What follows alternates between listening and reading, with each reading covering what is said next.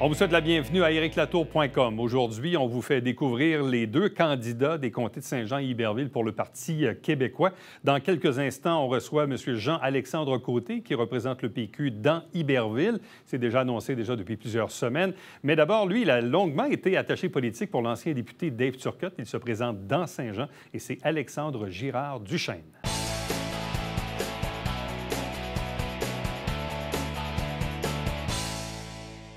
Depuis la reprise de la saison de notre émission, comme on est plongé en pleine campagne électorale, on fait la tournée des différents candidats dans les circonscriptions électorales qu'on dessert ici à la télé du Richelieu. Et aujourd'hui, c'est au tour du Parti québécois dans le comté de Saint-Jean, représenté par Alexandre Girard-Duchesne. Bonjour et bienvenue. Merci beaucoup. Ça fait plaisir. Alors, pourquoi se présenter pour le Parti québécois à cette élection-ci?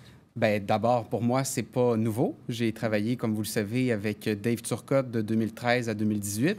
Ensuite de ça, j'ai travaillé au Bloc québécois. Donc, c'est comme pas une surprise pour moi. C'est la continuité un peu logique de mon engagement politique que de me présenter cette fois-ci pour le Parti québécois, évidemment, parce que c'est ma famille politique. Je suis indépendantiste. Je crois en la capacité et à l'avenir du Québec de devenir un pays. Donc, c'est un grand plaisir pour moi, un honneur même de porter les couleurs du Parti québécois ici dans Saint-Jean. Bon, quand on travaille auprès d'un député comme Dave Turcotte pendant plusieurs années, comme attaché, comme consultant, comme maître, dans le fond, là, on travaille dans l'ombre d'un politicien. Oui. Qu'est-ce que c'est comme différence que de maintenant être ici, assis là, en entrevue, en avant-plan, d'avoir à serrer des mains et d'être la personne qui se présente? Oui. C'est sûr que c'est différent. En même temps, j'ai eu une bonne école. Là. Je savais un peu quand même dans quoi je m'embarquais. Et je sais aussi c'est quoi le travail d'un député. Donc, je pense que j'avais acquis l'expérience pour me lancer moi-même. En même temps, c'est une expérience fantastique. Honnêtement, on découvre des gens de la communauté, on voit le travail qui s'effectue partout. Moi, je suis choyé, vraiment, là, je le dis bien humblement, de découvrir et redécouvrir la région qui m'a vu grandir, qui m'a vu naître. J'espère gagner la confiance, évidemment, des électeurs le 3 octobre pour aller les représenter à l'Assemblée nationale. Puis c'est un plaisir de porter les idées du parti, d'être indépendantiste. Il y a beaucoup d'enjeux. Hein. Les gens de Saint-Jean, dans mes rencontres, là, me parlent évidemment de l'environnement, me parlent de la situation avec les logements, la crise du logement. On a un paquet d'enjeux. La situation aussi de nos aînés, ça revient souvent dans le porte-à-porte, dans mes conversations. Bon, parlez-nous de vous un peu. Bon, vous dites, vous avez travaillé auprès de Dave Turcotte de 2013 à 2018. Quelles sont vos origines, vos études, vos occupations ou vos emplois passés? Bref, quel est le portrait de qui vous êtes dans la société? Comme je le disais, bien, je suis né ici. J'ai grandi dans le secteur Saint-Luc de la grande ville de Saint-Jean. J'ai fréquenté les écoles publiques de la circonscription. J'ai fréquenté le cégep de Saint-Jean. Puis, après mes études, Dave, tout de suite, m'a offert la possibilité, parce que je militais au Parti québécois depuis quand même, que j'avais même avant 16 ans, là, je m'intéressais aux affaires publiques. Pourtant, je ne viens pas d'une famille politisée du tout. Ma mère est infirmière, mon père travaille dans l'industrie musicale, mais je me suis toujours intéressé aux affaires publiques. Puis, c'est ce qui m'a poussé à me diriger vers la politique. J'ai grandi aussi, il faut dire, sous gouvernement Charest, libéral, la corruption, la collusion. J'ai vécu ces années-là, puis moi, j'avais envie de changer les choses. Et c'est la motivation, la raison principale, évidemment, pour laquelle je suis assis ici et que j'espère gagner la confiance des électeurs. Donc, voilà. Puis vous dites que le Parti québécois est votre famille, que vous êtes indépendantiste. Oui. On le sait, là, depuis quelque temps, le Parti québécois ne vit pas, disons, ses plus belles années ou des années, disons, plus difficiles. Est-ce que c'est pas un peu particulier d'avoir à défendre les couleurs d'un parti qui a quand même régné sur le Québec pendant très, très longtemps et qui, là, actuellement, peine, disons, à rester vivant? Oui, bien, c'est sûr qu'on ne se le cachera pas. Effectivement, au Parti québécois, on a une côte à remonter. Par ailleurs, c'est important aussi pour la démocratie d'offrir cette alternative-là. Moi, je crois que le Parti québécois est évidemment la formation politique qui a fait beaucoup pour le Québec et qui en a encore beaucoup à offrir, notamment tant aussi longtemps que l'indépendance ne sera pas faite. Et c'est d'ailleurs, c'est le principal moteur et le principal véhicule que le Parti québécois propose. Donc, non, au contraire, moi, je pense qu'il faut foncer, il faut gagner la confiance, il faut aller à la rencontre des gens, il faut être authentique, c'est ça, il faut foncer. Moi, Mais le projet souverainiste, il est un avantage ou est-ce qu'il est même à la fois un désavantage? Je m'explique. François Legault et d'autres personnes, il y a 10, 15, 20 ans, ont fait le pari que les Québécois, finalement, ne voulaient pas de la souveraineté. Ouais. On le voit avec Caroline Saint-Hilaire, qui est au Bloc, Bernard Drinville, ancien ministre péquiste, qui dit, écoutez, on est souverainiste, mais le monde, ils n'en veulent pas. On prend acte de ça, puis entre-temps, on va gouverner le Québec au meilleur de nos connaissances. Donc, est-ce que la souveraineté n'est pas un handicap au Parti québécois? Du tout. Pour moi, c'est clair, le Parti québécois s'assume pleinement dans cette élection-là. On le dit, il n'y a personne qui va être surpris d'apprendre que le Parti québécois est un parti souverainiste. À vrai dire, moi, au contraire, dans cette élection-ci, j'en parle et j'essaie de démontrer que la souveraineté, c'est pas désincarné de la vie des gens. Je le vois comme attaché politique au Bloc parce qu'après Dave Turcotte, j'ai travaillé quelques années là, pour un député du Bloc québécois dans les Laurentides. On a 6 milliards de nos impôts, de nos taxes qui attendent pour des transferts en santé. Après ça, on a 2 milliards par année qu'on finance le pétrole de l'Ouest. Moi, je pense que ça ne sert pas nos intérêts. Et je dirais là-dessus également que François Legault, en 2018, il a fait 21 demandes à Ottawa. Et la réalité, c'est qu'il n'y a aucun rapport de force avec Justin Trudeau. Donc, il n'y a eu aucune réponse positive à ces 21 demandes-là, qui sont des demandes fondamentales, qu'on pense à la langue française, à l'impôt unique, à toute la question du poids du Québec dans le Canada. Moi, je pense qu'au contraire, il faut en parler pour que les gens s'intéressent puis qu'ils comprennent que c'est le plus beau projet de société que le Québec puisse se donner. Québec solidaire est aussi souverainiste, mais disons, ne met pas cette option-là à l'avant-plan dans son programme. Il peut y avoir certaines corrélations dans les valeurs sociales démocrates, si on peut dire.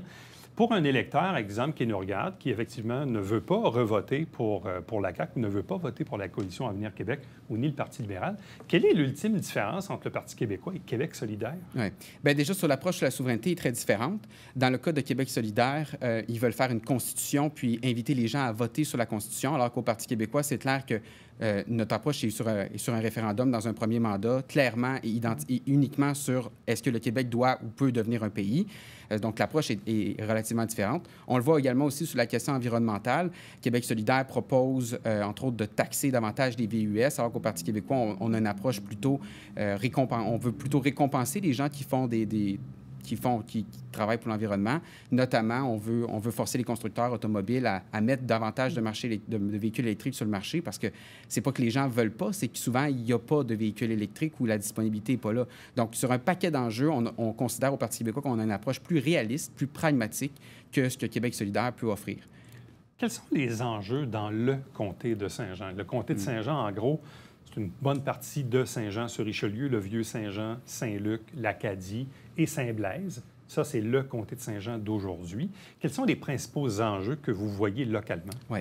La situation des aînés. J'ai commencé ma campagne électorale médiatiquement, localement, par cet enjeu-là, et c'est un enjeu qui me préoccupe beaucoup. On ne peut pas faire abstraction quand même qu'il y a eu une pandémie. Et puis, la réalité, c'est que ce sont les aînés qui en ont écopé beaucoup. Je vois la construction de la maison des aînés à Saint-Luc, près de Gertrude-Lafrance. Et comme je faisais remarquer, on va avoir juste à s'étirer un petit peu le cou pour regarder Gertrude-Lafrance qui a besoin d'amour. Georges Faneuf, dans le centre-ville, qui est à l'indice de vétusté le plus important. Moi, je pense que les gens me parlent beaucoup de ça. Et je veux travailler sur cet enjeu-là. Ensuite, ça, évidemment, l'environnement, hein, on ne peut pas faire abstraction, mais l'environnement, et je ferai un lien aussi avec la fiscalité municipale, parce qu'il faut offrir aux municipalités des outils financiers, réglementaires pour protéger l'environnement. Ça fait partie des principaux enjeux que les gens me parlent. Donc, ce sont deux enjeux principaux, puis évidemment, la crise du logement.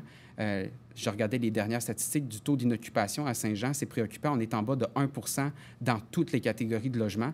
Donc, il va falloir augmenter l'offre sur le marché locatif puis s'attaquer aussi à la spéculation immobilière. Je regarde ma génération de jeunes qui ont de la difficulté et qui ne pensent même plus à quand le jour où ils vont pouvoir avoir la chance de s'acheter une maison. Puis, entre-temps, dans les loyers, on paye des sommes, disons-le, importantes, astronomiques. Le coût de la vie fait en sorte qu'il va falloir aussi trouver des solutions adaptées. Puis ça, je suis fier de mon parti parce qu'on propose une aide ciblée. On l'a dit clairement, on l'a assumé, on a été honnête, authentique. Une baisse de taxes et d'impôts, ça va inévitablement se traduire par une diminution des services publics. On a besoin des ressources financières de l'État pour prendre soin de nos hôpitaux, de nos routes, de nos CPE, de nos écoles qui ont besoin d'amour, puis de prendre soin de nos aînés, miser sur le soin à domicile. Puis je constate que vraiment, ces ressources-là sont utiles et nécessaires. Bon. Quand on parle de cet enjeu des aînés, de la santé, de la nouvelle maison des aînés, il y a au travers ça l'enjeu de fond dans le réseau de la santé qui, malgré l'ajout des préposés, reste qu'il y a une pénurie de main-d'œuvre en général. Il y a une pénurie de main-d'œuvre aussi dans le réseau de la santé, ce qui impacte nos services, ce qui impacte les aînés ou peut-être la future maison des aînés qui sait, qui sera peut-être opéré, mais peut-être pas à 100 % au début parce qu'on n'aura pas assez de monde pour l'opérer. Donc, que peut faire le Parti québécois dans ses engagements pour amorcer, disons, un règlement de la pénurie de main-d'œuvre? Oui. On le dit d'ailleurs, pour nous, c'est clair qu'il faut que le système public devienne un employeur de choix. Et puis, quand je vous parlais justement de garder nos ressources de l'État, ça fait aussi partie des investissements qu'on veut faire. C'est-à-dire que pour moi, il est anormal qu'une infirmière au privé gagne plus qu'une infirmière dans le réseau public. Pour moi, c'est un constat d'échec du réseau public. On devrait pouvoir payer nos infirmières, puis je dis infirmières, mais c'est l'ensemble des personnels de soins et de soutien. On devrait, le public devrait être en mesure d'égaliser les conditions de travail de ce personnel-là. Et puis, je pense qu'effectivement, il y a du travail à faire pour pallier la pénurie de main-d'œuvre, mais la première des choses, c'est d'abord de retenir et de faire une rétention de la main-d'œuvre qui est actuellement dans notre réseau, qui, après 2 ans de pandémie, est à bout de souffle. Puis je pense qu'au Parti québécois, on a un plan là-dessus, puis je suis extrêmement fier de ce qui a été fait, puis on va de l'avant, encore une fois, de façon pragmatique, de façon réaliste, puis on dit la vérité aux gens. Quand on parle de la problématique du logement abordable aussi, ça, c'est un autre enjeu. On sait que la Ville, via un OBNL, a tenté de présenter un projet au printemps, mais il manquait visiblement un formulaire ou je ne sais trop. Bref, ça n'a pas rempli les critères d'admissibilité au projet. Il y a des enveloppes du gouvernement qui sont normalement prévues à ça. Oui. Que veut faire ou que peut faire le Parti québécois en matière de logement abordable? Oui. Justement, je rencontrais la présidente, avant de venir ici, en votre entrevue, je rencontrais la présidente de l'OMH, qui me parlait justement des 3 projets, à vrai dire, qui ont été déposés, puis malheureusement n'ont pas été retenus. C'est un enjeu qui est complexe quand même, le logement, parce que oui, il y a la construction de logements, mais effectivement, il y a toute la question des logements abordables. La municipalité doit avoir les ressources financières, encore une fois, pour être en mesure de présenter des projets, puis évidemment qu'ils puissent lever de terre, qu'il puisse y avoir plus de logements. Il faut savoir que présentement, au Québec, il y a plusieurs logements qui attendent du financement, que malheureusement, le gouvernement a tardé avant d'accorder ce financement-là. Donc, c'est clair que pour s'attaquer à la pénurie de logements, puis à la crise du logement, d'abord, il faut reconnaître le problème, ce que la CAQ a visiblement tardé à faire. Fait qu'il faut financer, augmenter l'offre sur le marché locatif, puis nous, on s'engage à financer rapidement des logements sociaux et abordables. Oui. Non. Quelle est la place des jeunes maintenant en politique? Vous représentez un peu cette nouvelle jeunesse qui veut s'impliquer, qui veut participer au débat public, où on fait fi des sondages, puis on y va, on décide de se présenter.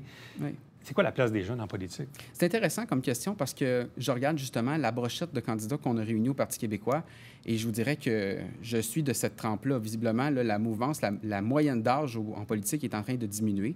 Et c'est parfait parce qu'à vrai dire, on a une dynamique, on a une vision aussi un peu différente de ce que, puis en tout respect pour les générations passées. Mais je pense qu'on peut amener une dynamique différente, puis il faut que notre tranche d'âge soit représentée à l'Assemblée nationale. À la dissolution, on a vu qu'il manquait de jeunes en politique. Donc, c'est le fun de voir que justement, qu'on prend notre place. Puis moi, évidemment, peu importe pour quel parti on se présente, l'important, c'est d'être en mesure de défendre des idées. Puis vous faites bien de le dire, c'est vrai que les sondages, on ne me présente pas pour les sondages, je ne me présente pas parce que ça va être facile, mais je me présente parce que j'ai l'intime conviction que je suis capable d'aller chercher des choses pour le comté de Saint-Jean, puis que je pense que je suis prêt à aller à l'Assemblée nationale défendre les dossiers de notre région. Alexandre Girard-Duchesne, merci beaucoup. Bonne chance. Merci. Reste avec nous. On revient après ceci.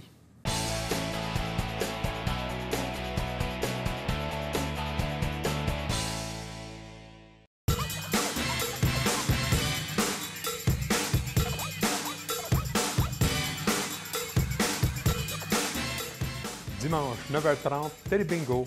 On vous attend. Salut, ici Alexandre Baudouin. Et François Trépanier. François, cette semaine à Sport Express, on commence ça avec les géants. Absolument, avec le coach en chef Jean-Philippe Bégin est avec nous et ton nouveau Mont-Blanc. Oui, ça aussi, on pourrait dire 2 invités demain. Oui, absolument. Ne manquez pas ça.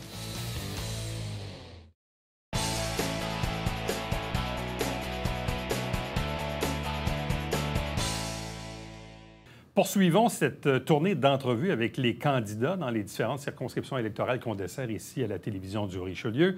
On se tourne maintenant du côté d'Iberville, Parti québécois. Le digne représentant, le candidat Jean-Alexandre Côté. Bonjour et bienvenue. Bonjour, merci. On s'est déjà vu dans le passé parce que vous êtes dans le portrait déjà depuis quelque temps. Oui, c'est ça. Je vais faire mon tour de temps en temps ici, effectivement. Bon, vous n'avez pas décidé hier d'être candidat, là? Non. Ça fait longtemps que j'y pensais, puis cette année, c'était la bonne occasion pour se lancer. Il n'y a personne de surpris dans mon entourage, là. Non, c'est ça, c'était su, vu et connu. Oui, exactement. Bon, parlez-nous de vous, un petit rappel. Les gens, parfois, ont la mémoire courte. Donc, vous êtes issu de où? Vous faites quoi dans la vie? Qu'est-ce qui fait que vous vous intéressez à la politique? La politique, je m'intéresse depuis longtemps. J'ai milité activement dans les années 90. J'étais bénévole pour Louise Baudouin, dans l'entourage de M. Parizeau, tout ça. J'ai fait des études en sociologie, puis je me suis spécialisé en sociologie politique du Québec contemporain, notamment.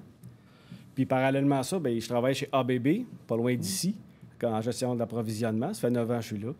Puis je fais du théâtre pas mal aussi à Chambly depuis une trentaine d'années. J'en ai fait un peu ici à Grand Pré. Fait que je fais pas mal d'activités, je suis assez actif. Bon. Et pourquoi s'impliquer en politique et pourquoi s'impliquer au sein du Parti québécois maintenant, alors qu'on le voit, sondage à l'appui, c'est pas les meilleures années du PQ en ce moment? Quoique, on est en petite remontée, tranquillement. Là, ça commence à faire des petits, nos propositions. Parti québécois, parce que j'y adhère depuis longtemps. Un, l'idée de l'indépendance, la promotion de la culture québécoise, du fait français en Amérique. Ça me parle encore aujourd'hui et je ne me voyais pas ailleurs que dans ce parti-là pour défendre ces idées-là. Est-ce que la souveraineté est un handicap ou un avantage au Parti québécois en ce moment, là, dans cette campagne 2022? Je dirais que maintenant, actuellement, ça serait plutôt un avantage parce qu'on voit, on en parle beaucoup, le recul du français. Et c'est un point sensible pour beaucoup de Québécois, même ceux qui ne sont pas nécessairement indépendantistes d'emblée. On remarque ce recul-là. Donc, parler d'indépendance, quand on parle d'immigration aussi, de gérer notre immigration, gérer certains points qu'on veut aller chercher, rapatrier des pouvoirs, rapatrier le 6 milliards en santé qu'on n'a pas. En faisant juste des demandes comme ça, on se fait dire non par le fédéral. Force est de constater que si on était un pays souverain, on n'aurait pas besoin de quêter le voisin. On assumerait pleinement nos responsabilités. Donc, pour vous, c'est important de ramener à l'avant-plan la souveraineté parce qu'on a l'impression que ça n'intéresse plus grand monde. On voit même des Caroline Saint-Hilaire ou des Bernard Drainville qui ont milité dans des partis souverainistes, qui prennent acte du fait que la population n'en veut pas vraiment là. Ils veulent continuer de faire avancer le Québec, puis ils le font dans une autre formation politique. Qu'est-ce que vous répondez à ça? Je ne sais pas s'ils ont pris acte de ce fait-là. Je ne les ai pas entendus prononcer ça. Je pense qu'il y a toujours à peu près 2 millions d'indépendantistes au Québec. Et puis, je m'en fais parler tous les jours. Il y a des vrais indépendantistes purs et durs. Encore, j'en croise tous les jours. Il y a un bassin, là, quand même. Il y a 30 de la population, à peu près, indépendantiste. Prenez un parti politique à 30 des sondages, on le verrait au gouvernement. Au gouvernement ou même à l'opposition officielle avec beaucoup de sièges. Mais à la répartition, là, il y a 5 partis qui se battent et plus. Là. C'est ça. Mais quoique, la proportion est quand même relativement forte. Et rappelez-vous, en 95, le référendum, au départ, on était à 22-23 de souverainistes dans les sondages. On est à 30 aujourd'hui. Parce que parfois, j'ai l'impression que le Parti québécois, dans les dernières années, s'est fait vider d'un côté par la CAQ puis de l'autre bord par Québec solidaire. Puis qu'au milieu, il ne reste plus grand-chose, là. Il en reste beaucoup. On est des militants très actifs encore, autant chez les membres que les candidats. Il y a des candidats de tous les âges, là, autant les jeunes que ma génération. Fait que c'est rassurant là-dessus. Puis non, je pense que c'est encore très vivant. Dans le comté aussi, là, je m'en rends compte. Visiblement, ce n'est pas par opportunisme que vous vous présentez. On comprend évidemment, ça. Non, c'est ça. Mais donc, pour vous, ce que je comprends, c'est que vous voulez participer au débat public. Vous trouvez important que le Parti québécois fasse encore partie de l'équation. Oui, tout à fait. De ramener à l'avant-plan l'idée de la souveraineté ou de la protection de la langue. Parce qu'on a l'impression, puis même, on voit un peu le Parti libéral, ça, c'est l'opposé, vous allez me dire, mais c'est comme, vu qu'il n'y a plus vraiment de débat sur la souveraineté, bien, le Parti libéral est moins omniprésent. Le Parti québécois est moins omniprésent. Puis c'est les autres actuellement là, qui sont sur le plancher de danse. Là. Oui et non, je vous dirais, parce qu'on a quand même des propositions intéressantes sur la santé, sur le CPE, sur les services sociaux, l'environnement. Donc, on est encore dans le débat public sur un paquet de sujets, puis nos propositions sont encore pertinentes. Puis on a toujours été à l'avant-plan de la société. On a créé beaucoup de choses, on a fait avancer beaucoup de choses, puis on est encore là. Qu'est-ce qui vous différencie de Québec solidaire, qui est une formation aussi souverainiste, mais autrement, vous allez me dire, qui est un peu à gauche, un peu comme le Parti québécois? Qu'est-ce qui vous différencie de Québec solidaire? Pour quelqu'un qui ne veut pas voter pour les autres, là? Oui, c'est ça. On s'affirme vraiment clairement pour l'indépendance, en partant, et la défense de la culture québécoise, beaucoup plus marquée. Nos propositions sont, dans ce sens-là, beaucoup plus que Québec solidaire. Le seuil d'immigration aussi nous distingue. Et puis, je dirais aussi, ils sont plus à gauche que nous. Au niveau baisser les impôts, baisser les taxes, c'est pas une avenue qu'on va emprunter parce que je pense que les services publics en souffriraient de ça. on n'est pas allé taxer les ultra-riches non plus. Dans une certaine mesure, oui, les grosses corporations doivent faire leur part, mais on n'est pas dans ces calculs-là. Ouais, puis au niveau de l'immigration, bien, Québec solidaire parle d'un seuil de 80 000. Vous parlez de 30 000. 35 000. 35. Bon, la CAQ dit 50. Bon, là, après ça, qui a tort, qui a raison, ça, c'est un autre débat. Mais bref, il y a des différences, donc, entre vous et Québec solidaire. C'est ça. C'est quoi les enjeux dans le comté d'Iberville? Un comté qui est majoritairement agricole, avec une portion de la ville de Saint-Jean, en fait, qui est la portion de l'ancienne ville d'Iberville et de Saint-Athanas, mais il y a du Marieville, il y a du Saint-Césaire, puis il y a tout le rural jusqu'en bas, jusqu'à Noyant. C'est très diversifié. Là, ça fait 6 mois, plus ou moins, que je me promène dans le comté, j'encontre des organismes, les maires, les mairesses. Je commence à avoir un portrait assez global.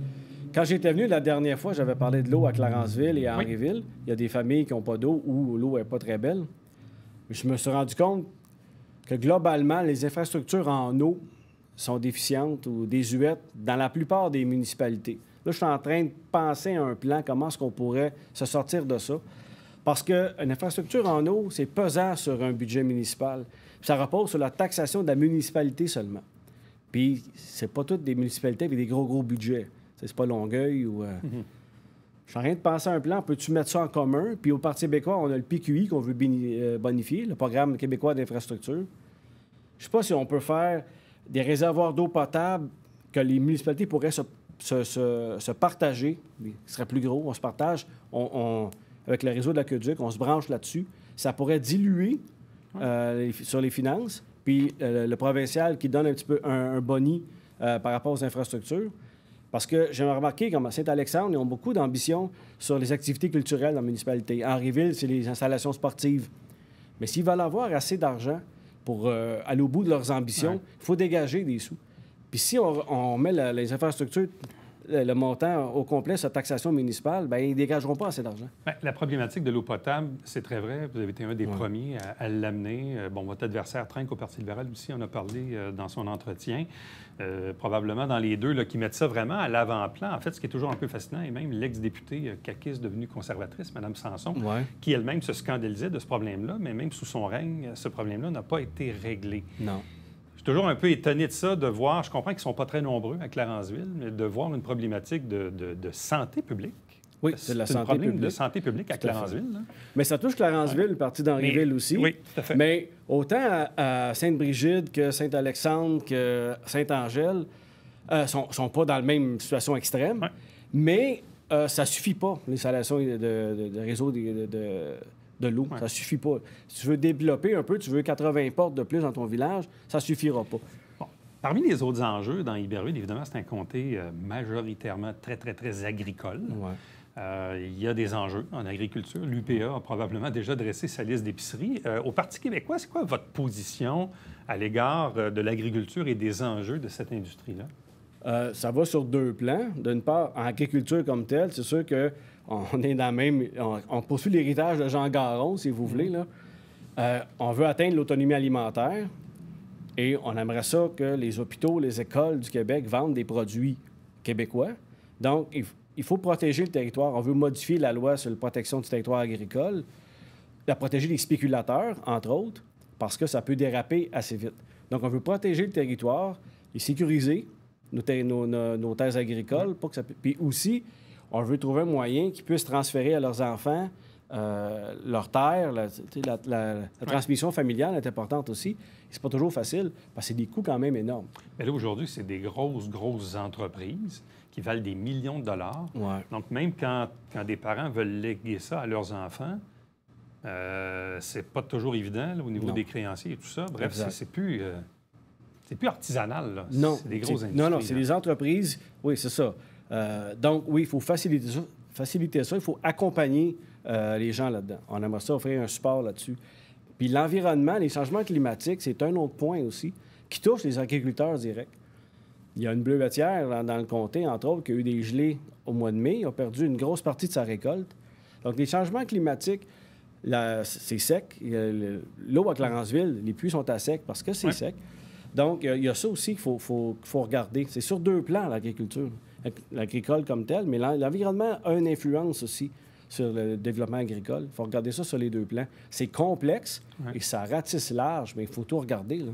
Avez-vous des engagements particuliers dans Iberville que vous avez déjà Oui, énoncés? parce qu'il y a des engagements qui sont très locaux aussi. Comme par exemple, à Saint-Angèle, il n'y a pas de CPE du tout. Et ça, c'est un gros problème pour la population de Saint-Angèle. C'est très localisé, mais quand même, ils ont besoin. Il y a une dame qui va porter son enfant à Longueuil pour aller travailler après. Saint-Angèle, c'est pas à porte. Donc, Saint-Brigitte non plus n'a pas de CPE. Il faut travailler là-dessus aussi. Moi, c'est là-dessus que je veux pousser aussi. Que ces petits villages-là aient une CPE, chacun, pour que la population locale... J'ai rencontré plusieurs familles là, dans les rencontres. Il y avait des fêtes familiales. Et puis oui, c'est un enjeu sur lequel ils insistent. Ouais. Bon. Là, il vous reste encore quelques jours, quelques semaines pour serrer des poignées de main, rencontrer probablement d'autres maires et mairesses. Je ne sais pas si vous les avez tous faits. Aux 2 tiers. Aux 2 tiers, il vous en reste quelques-uns à faire. Là. Ouais. Est-ce qu'il y a des choses qui vous frappent, qui vous étonnent de cette campagne-là jusqu'ici? Oui. Qu'est-ce qui m'étonne, c'est la vigueur que les administrations municipales démontrent dans leur administration, justement. Les ambitions qu'ils ont, moi, ça m'a frappé. Ils ont vraiment le goût de la vie municipale dynamique, culturelle. Je regarde Saint-Alexandre, qui avait des événements tous les samedis matins pour les jeunes. Il y a des choses qui se passent. Ils ont des projets pour les années à venir. C'est le fun de voir ça.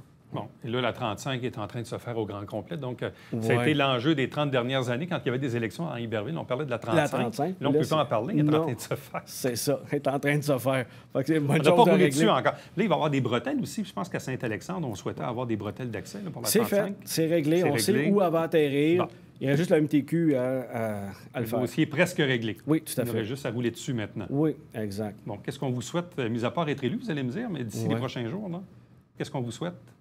Ben, de rencontrer des gens positifs, c'est sympathique à ma cause. Jean-Alexandre Côté, candidat du Parti québécois dans Iberville, merci beaucoup. Bonne chance. Merci. Reste avec nous. On vous revient après ceci.